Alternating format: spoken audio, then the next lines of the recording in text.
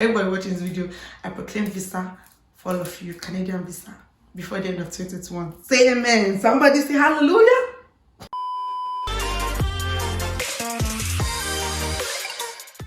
Hi guys, welcome back to my channel. This is your first time here. My name is Cindy Aman and you're welcome.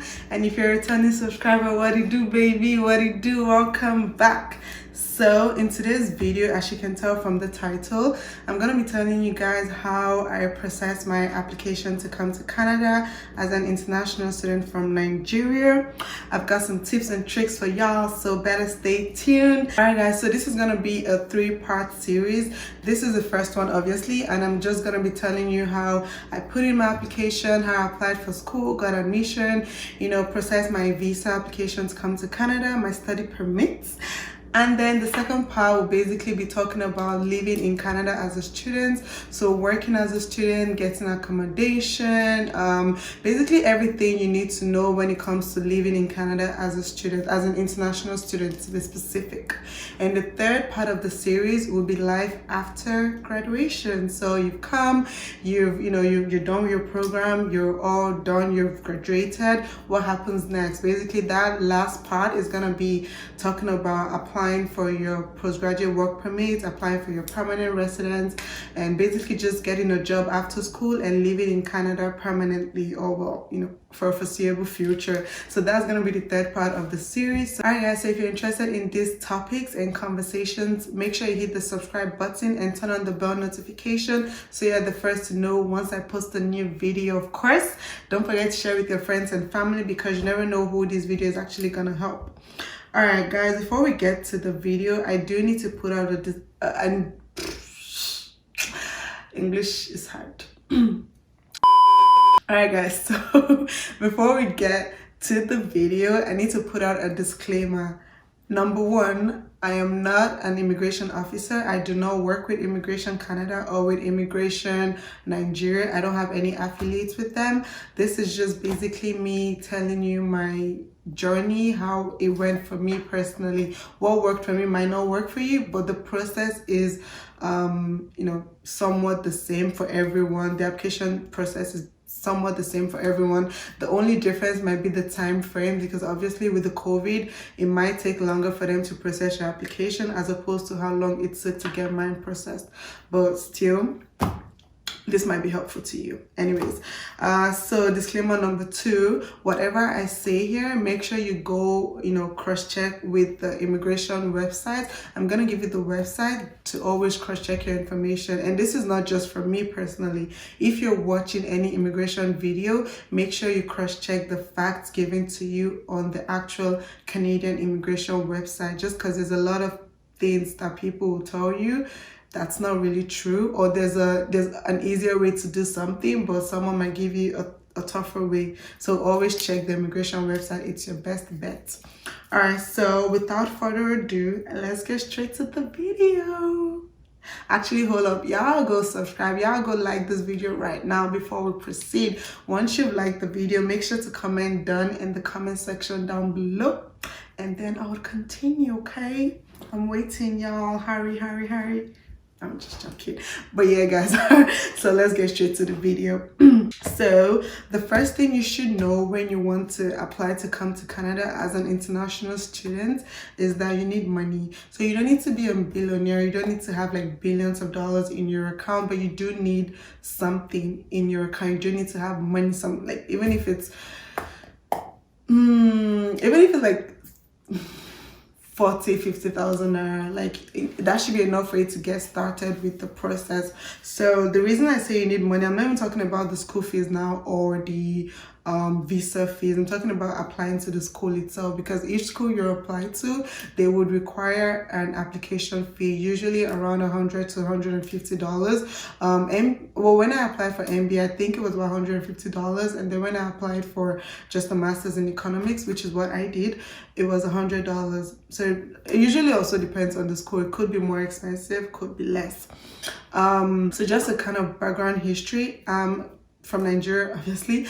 I put in my application to the school in January of 2018. I got my admission a month after. I applied for my visa in May of 2018, and I got my visa in June of 2018. So basically everything took like one month each. So together it took 2 months for my application.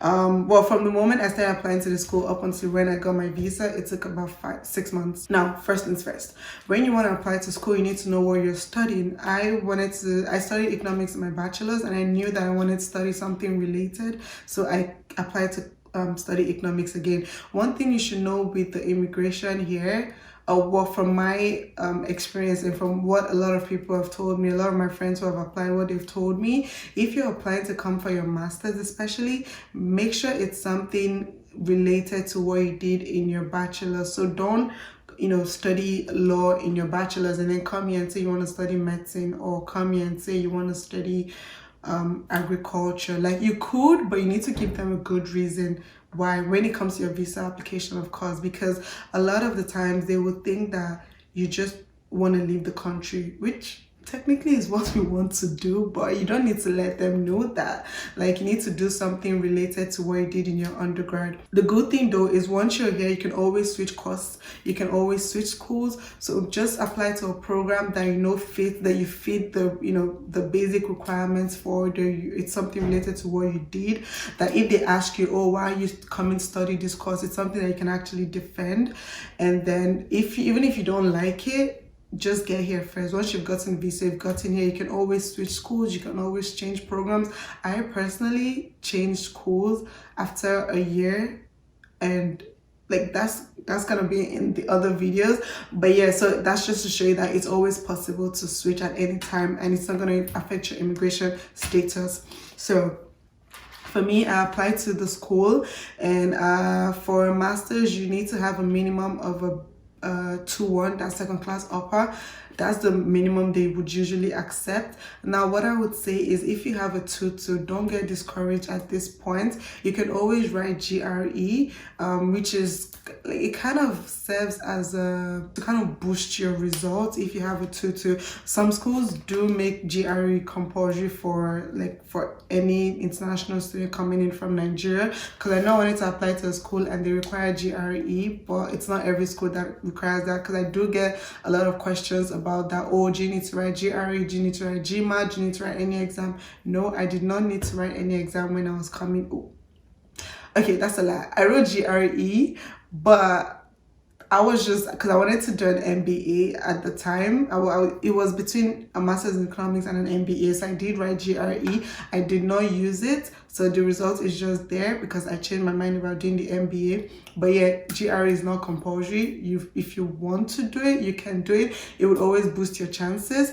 But again, it's not compulsory. So anyways, I applied to the school. I did not submit any official document during the time of application. All you need is your unofficial transcript from your undergrad university, and then you just need to upload it on the website when you create your application on the school website. And then you can for your references, you just need to put like your professor's email address. You usually don't need to actually tell a professor to type up something for you, or to tell your referees to type up something for you. You just need to put their email, their names on the school's application website, and the school will send them an email to put in their reference for you.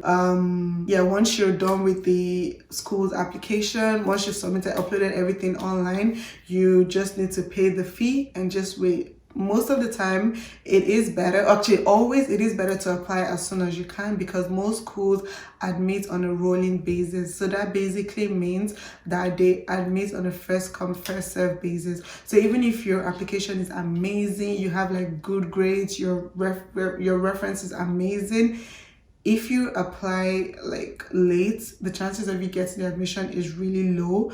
There are some schools that wait until everyone has applied before they start admitting people, so you could be lucky and that's the situation.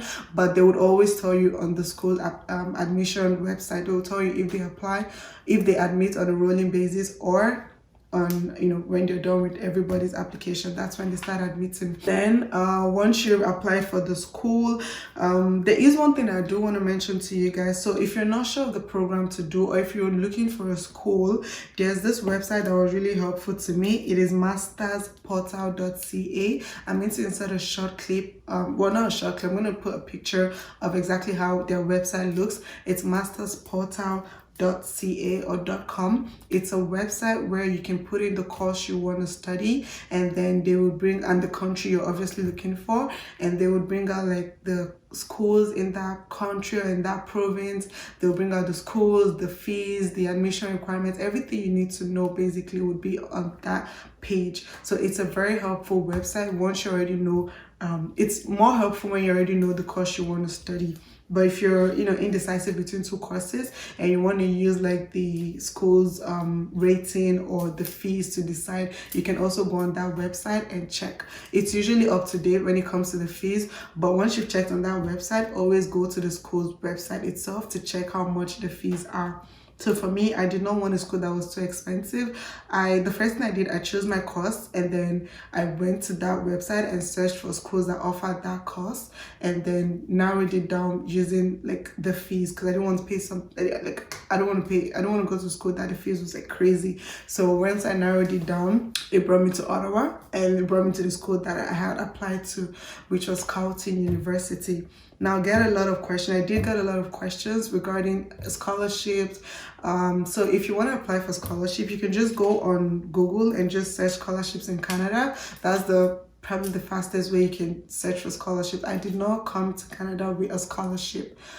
I don't even know why, to be honest. I think I did not find anyone that I qualified for. I think that's why, but I can't really remember.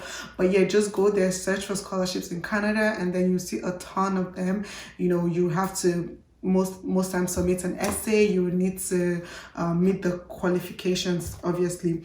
But one thing I want to let you guys know, be very careful when you're applying for scholarships, because when it comes to applying for your PR, there is a question there that asks if you applied, if you used any scholarship. There's one particular scholarship that would exempt you from getting PR. It's usually the one where, did you use a scholarship where you had to go back to your country after school? So be very careful when you're applying for scholarships, because it could reduce your chances of getting a permanent residence after school or postgraduate work permit after school. There's another form of scholarship that you could get. It's with the school itself. It's known as teaching. You can get like a teaching assistant position. So basically you're like not course rep, but you're like a tutor for a class below you. It's not going to be your classmates, obviously. It's going to be a class below you. So say you're doing your master's, you could be a TA for people in 200 level in your second year, or in 100 level their first year. It's usually in a course that is taught within your department. So if you're studying economics in your master's, you could be a TA for microeconomics, 100 level microeconomics kind of thing.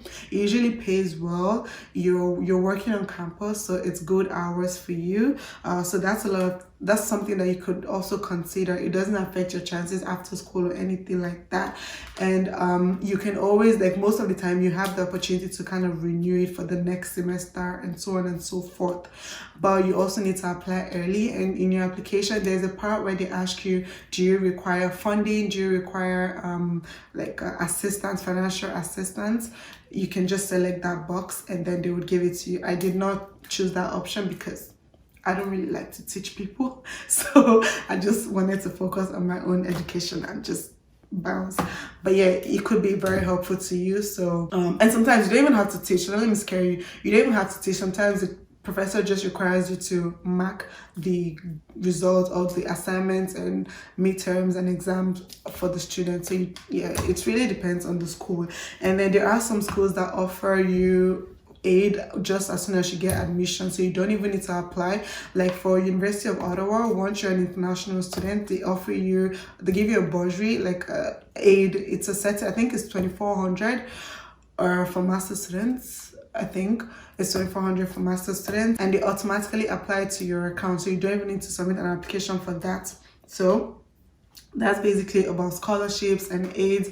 You can check the school's website to see if they offer aids to international students, and you can apply there. You can apply for teaching assistants at the school, or you can apply, you know, internationally to just the general just search scholarships in Canada and apply there. But be very careful about that one. Once you get your admission, the next thing is they would require you to submit your official documents. Now this is the part where you would contact your school to send your documents. For Babcock, because I finished from Babcock University, they required me to pay for the courier, and they required alumni fees, but like forget alumni fees, that one depends on the school. But you need to usually pay for courier services. I think it was about I think I paid 15,000 naira for everything, for them to send my official transcript to the school, letter of completion, everything to the school. So I paid that, and they sent it to the school within like it took about like 3-4 weeks for the school to get it. You don't need to send it immediately. So the school, once you've gotten your admission, the school will give you like a certain, like up until a week before classes start for you to send them those documents. So you just take your time. Once you've gotten money, you ask your like school in Nigeria to send your school in Canada your documents, and then you don't have to pay the fees before you come here. I did not have to pay the fees before I came. My school did not require it. To be honest, most of these things depend on the school. It's always best to go on the school's website, their international students website. They would have all the information there. If you need to pay your fees before you come, if you need to show proof of accommodation, because some schools might require that. It might also be required for your visa, but it's usually not compulsory for you to do all these things for every school. So that could even be your search criteria. If you don't want to have to pay your fees before you come, there are schools that don't need that, like my school, Carlton. I did not need to pay anything before I came. Like literally, I just got my admission. They gave me my admission letter, and they gave me a letter to give to immigration, because when you're applying for immigration for your study permit, you need to give immigration a letter, a document showing the program that you're in, how long it's going to take, your fees for the year or for the duration of the program. They need all of those information, and the school is going to give you that. Then once I got that letter from the school, the next thing that I did was to start my immigration process. So once you create you create a profile on the immigration website. Now I said I was going to tell you guys what it is. The immigration website is cic.gc.ca. So I'm going to also just put it down here, cic.gc.ca. It's the Canadian immigration website. It's going to be useful to you throughout your application process, even when you're in Canada, because if you want to apply for work permit, if you want to apply for postgraduate work permit, if you want to apply for citizenship, permanent residence, everything is done on this website. So it's a really good website to just store in your head. So you go on this website, you create a profile, you choose the come to Canada as a student, you fill in all your information, and then they will give you a list of documents that you need to upload. For me, and I had to upload my admission letter. I had to upload that document from my school that had all the, my fees and my program and everything, that had all that. I had to upload that. I had to also upload funding, proof of income. I used my mom's bank statement. So one thing about the bank statement is you don't need to have like $100 million in your account. You don't need to have like 100 million naira in the account at that time, or you don't need to have like, basically what I'm saying is that you don't need to have like so much money in the account at that time. Once you have money, like inflow and outflow of money, there's money going in, there's money coming out, that's good enough for them. They just need to know that there's constant money coming into that account. So you can just use, it's better for me, it's better to use like a business account, an account that is just always money going in, like a business account. So that was what I used. I used my mom's business account, and I use her personal account just for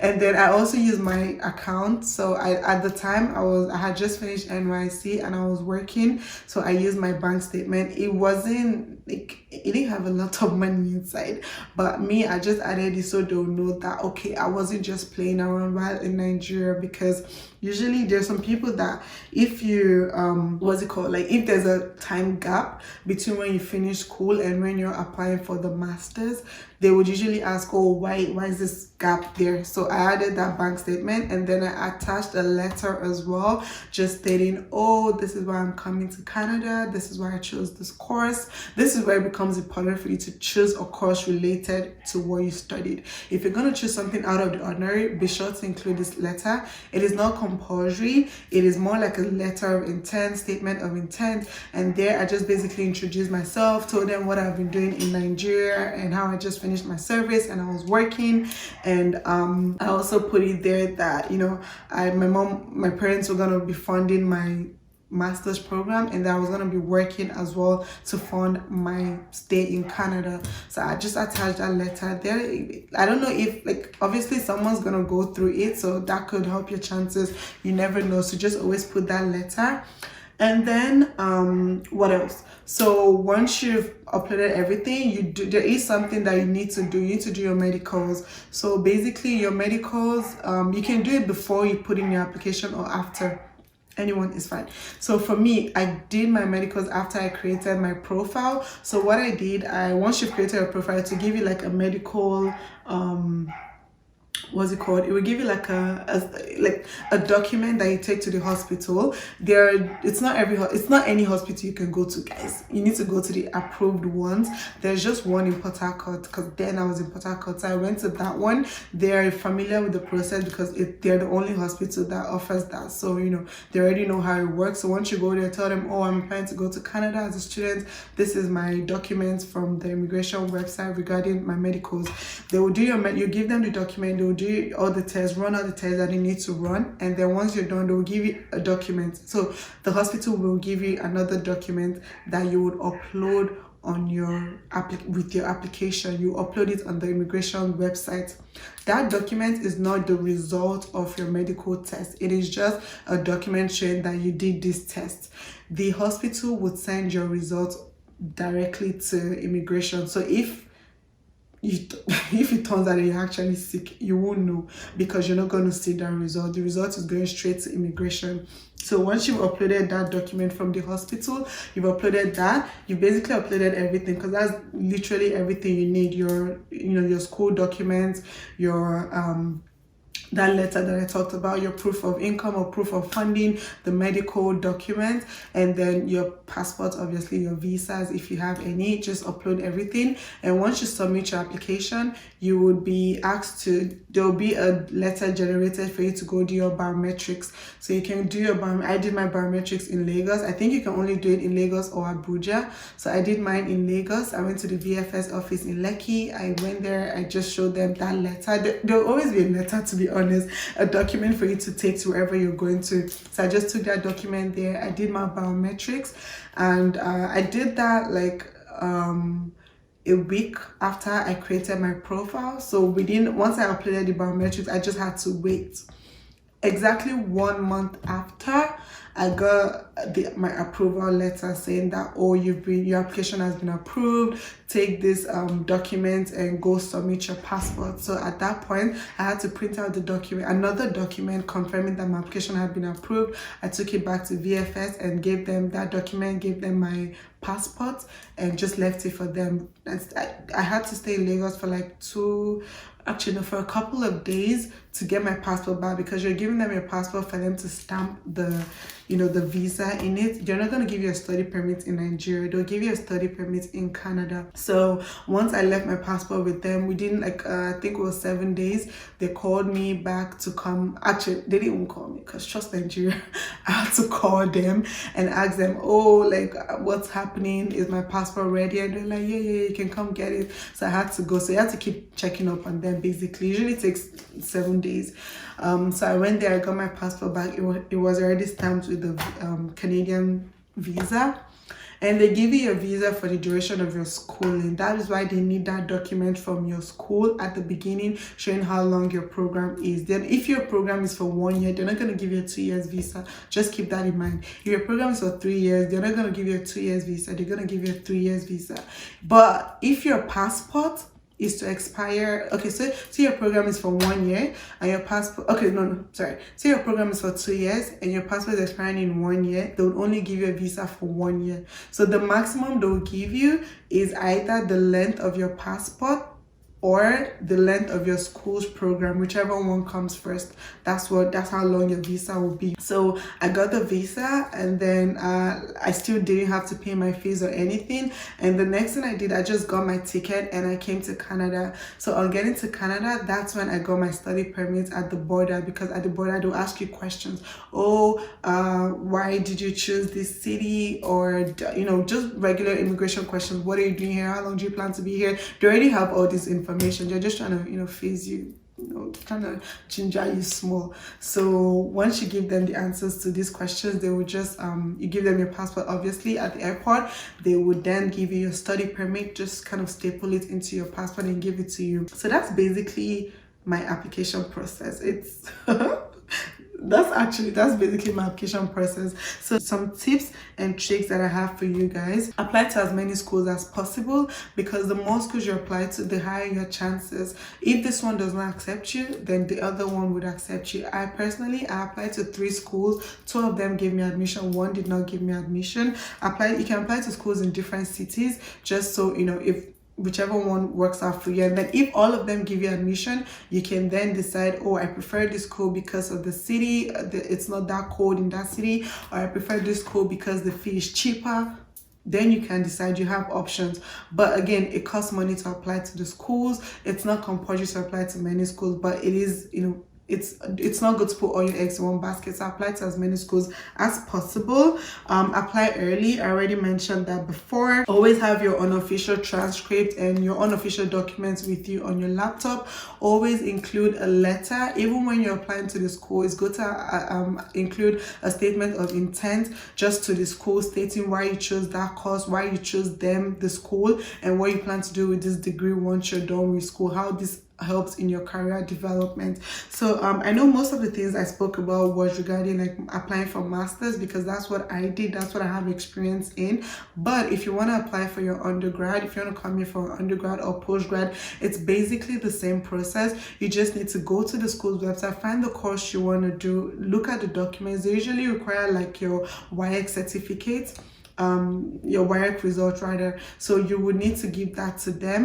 And but all this information is usually on the school's website here. And if you have any questions, do not be afraid to send an email to the schools, to the program director, or to the undergraduate administrator or graduate administrator, as the case may be. They're always willing to answer questions. For me, I sent so many emails that I'm sure they were even tired of me. Like, always ask questions. They would never ignore your email. Even if they don't know the answer, they will direct you to the department that knows the answer. I got questions about asking when I paid my fees. I eventually paid my fees like about 2 days before I came to Canada, but it was not compulsory. Again, like I said, my dad just wanted to get it off before I left, because I was coming here alone. He wasn't gonna come with me, so he just wanted to make sure that was done. For accommodation, I did not need to get it before I came to Canada, but for accommodation, I got it before I came to Canada, just to make the process easier for me. I did not want to have to stay in a hotel or Airbnb. I just wanted to have a place to stay in. It's best to submit your application online. I submitted my application online. I did everything myself. I did not use an agent. It's best to submit your application online because it's faster. Mine took 1 month. Most people that also submitted online took around a month, 2 months, 3 months. If you're applying by paper, it takes longer. And with the COVID, obviously, it's just don't apply with paper. Just apply online. It's a lot faster for you. So basically, guys, that's pretty much all. There's one thing that I did not mention: IELTS. I did not need to write an English exam. All I had to do, I got a letter from the school from Babcock saying that I was taught in English. So that I had to get from Babcock as well. You will have to pay for it, usually depending on your university. But once you get that letter, you don't need to write IELTS. IELTS is the English exam, or IELTS as some people call it, or IELTS. Me, I call it IELTS. So it's basically an English exam. So you don't need to write it. You just need to get a letter from your undergrad saying, yeah, you were taught in English, and that's all you need to add to your school's application. Not even for the visa. For the visa, you don't need IELTS at all. IELTS for visa application only comes when you're applying for your PR, but that's like in the third part of this series.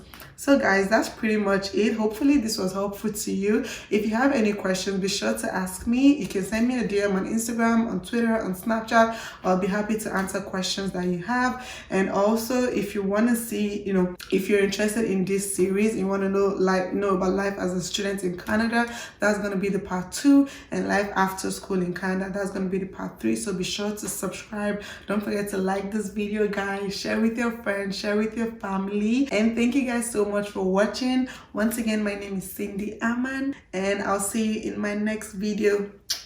Bye.